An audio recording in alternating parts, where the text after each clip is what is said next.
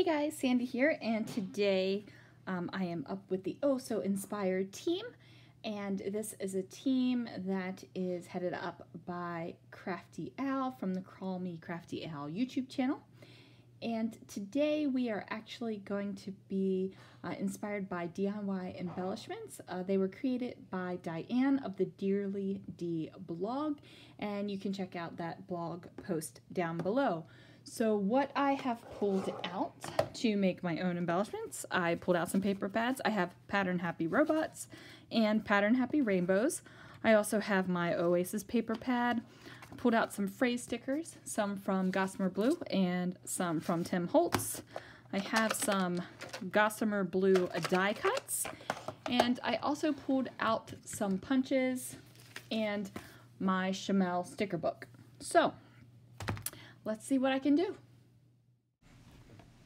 So here I am just flipping through that Oasis paper pad, and I thought what I was going to do was just make a whole bunch of embellishments using different paper pads and these die cuts and stickers, and I thought, you know what, I'm going to go ahead and make some coordinating ones, and then that way I can just slap some scrapbooking pages together. However, that is not what happened. I made one set and thought, oh man, I need to make a page. So then I made a page. But you know, it is what it is, and let's get to it. So these are floral stickers from the Chamel sticker book, and they are clear stickers.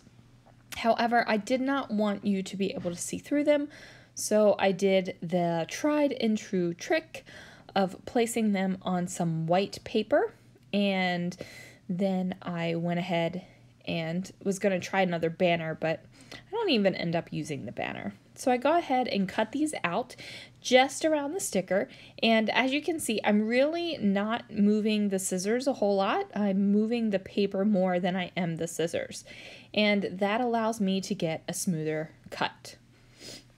Now I'm thinking about the Brother scanning cut, and has anyone tried doing this with that machine where you plop the stickers down and then cut out? I know you can stamp and cut.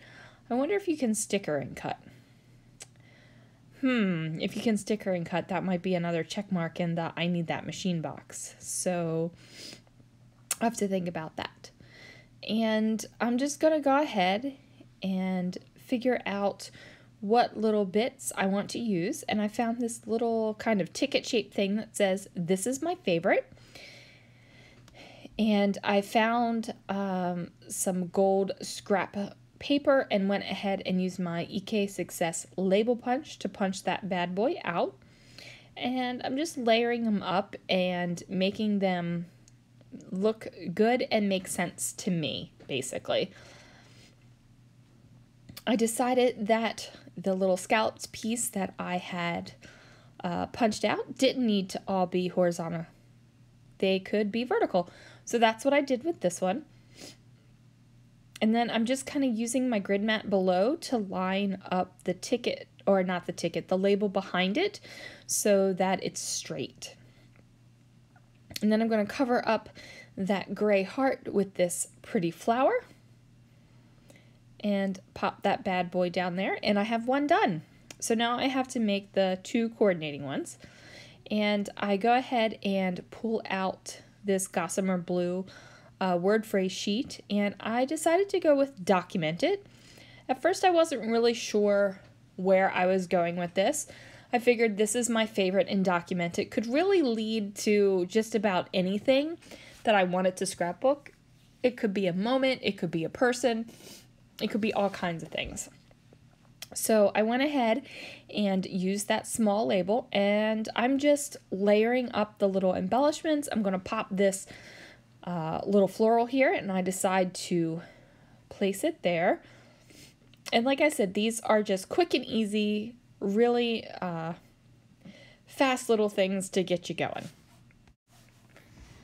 And then I just used my Fiskars punch to punch out a shiny gold heart, and I decided to go for the Tim Holtz ideology phrases, and I found this is what family looks like. And this is when I decided to go ahead and do a layout instead of doing a bunch of sets of handmade embellishments. So I went ahead and placed that straight across the entire thing, the scallop and the heart, and then went ahead and added the little flower to that as well. And then I have those three. And at this point I'm thinking, do I want to add something? And at first I thought I wanted to go with some white puffy hearts. However, it really just wasn't working for me. They just didn't like work for me. I didn't like where I was placing them. I couldn't find a good spot for them. Nothing was really jiving for me. So I went ahead and put those back. And then I just decided to do one of my favorite things, and that is to put an enamel dot in the center of the flower. So I pulled out these enamel dots from Pink Fresh Studio, and I went ahead and placed the two smallest size enamel dots in the smallest flower, and then the medium enamel dot in the larger flower. And this is where I'm thinking I'm going to go ahead and make some more embellishments. And then I decided, no, I really want to do a page with this. So I had this globe paper out on my desk from one of the recent layouts that I had completed, because I hadn't fully cleaned up when I started to make this video. And I'm just trying to figure out what will work. Now, I had flipped through my Chamel 6x8 journaling pad and really liked this pink. I thought it went well with the globes because that is also a Chamel paper. And I decided to cut out the heart. And I just went around the little dots, and I knew that I was going to put some journaling on here, but I also wanted to make sure that you could tell it was a heart within my layers. So at first I thought I was going to kind of just layer them up in basically a pile, but what is there on the page is very similar to what I have as my finished layout. Now this is also another sheet of that 6x6 paper from the Oasis paper pad. So this was super exciting too, because I was able to use up some paper pads like I had just done a layout recently. Crystal of Pineapple Papers is doing a For the Love of Paper Pad series, and she inspired me to pull those out. So all the papers are actually from a paper pad except for this green card stack in the background. The globe papers from the Starshine 12x12 paper pad. Then I have the box of crayons journaling pad, and then the Oasis 6x6 paper pad. So that's pretty exciting.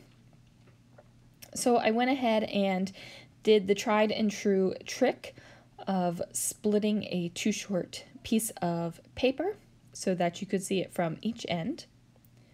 And while I am just layering these papers up here, I want to encourage you guys to take a peek down below in the description box and go ahead and hop around to see what the rest of the Oso inspired team came up with from the DIY embellishments. And now I knew that since I had this wood grain pattern paper, I wanted to bring the wood out somewhere else, but I wasn't sure where. And I decided that I could do this wood word that says family. And it's not, I promise it's not like a picture of luggage saying that that is family, but that is a picture of all of our carry-ons when we were picking up our son after we watched his graduation from boot camp. So it just really, all of those bags leaned up against this glass wall at the airport really just hit me that this would probably want to be one of the last times all of our bags would be together like this. So I just snapped a photo of it. I felt like there was something missing. There was just a little bit of something missing between the globe paper and the green paper in the background. So I went ahead and used a washi tape that has a gold polka dot on it up at the top. And down here at the bottom, this is a kind of like a rosy flower shape laser cut washi tape. And I placed that one at the bottom because I wanted something a little bit flashier basically at the bottom so that it gave it a little bit more weight. So even though it is kind of a die cut washi tape, I feel like it gives more weight than that polka dot one. So now I'm just writing my journaling in, and it says this moment right here where all of our bags are propped up and waiting to get on a plane back to SFO, all 5 of our carry-on bags, all 5 of us after picking up our new Marine, love us so much. And then it says, then the little word stickers are, this is what family looks like, document it, and this is my favorite. So that is definitely pulling some emotions from me. And this is one of those photos where I'm going to scrapbook it twice on purpose. One is going to go on our family album, and one is going to go in his Becoming a Marine album. So there it is. Thanks you guys so much for watching. Be sure to check out everyone else and catch us next month as we do another video.